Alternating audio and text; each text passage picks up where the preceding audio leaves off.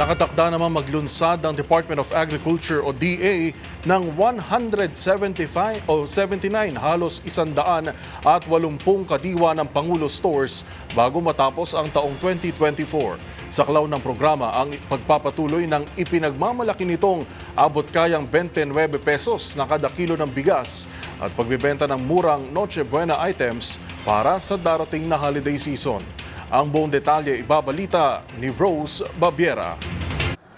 Alinsunod sa direktiba ni Pangulong Bongbong Marcos na sikaping gawing mas mura ang mga bilihin, ibinahagi ng Department of Agriculture o DA ang plano nito na maglunsad ng 179 na kadiwa ng Pangulo bago matapos ang taon. Sa kadiwa, direktang makakapagbenta ang mga magsasaka at producer ng kanilang mga ani. Sa pamamagitan nito, nasisiguro na may kikitain ng mga magsasaka.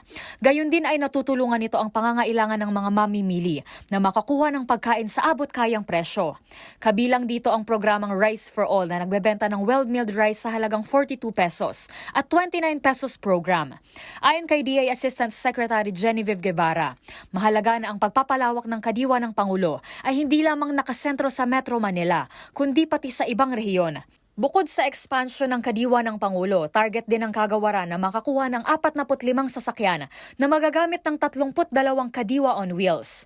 At sa papalapit na Pasko, nangako naman ng DA na makakabili ng mas murang Noche Buena items ang mga publiko sa kadiwa.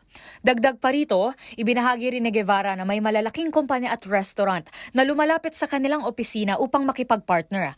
Nais nitong kumuha ng mga supplies sa kanilang mga negosyo, direkta mula sa mga magsasaka sa pamamagitan ng kadiwa.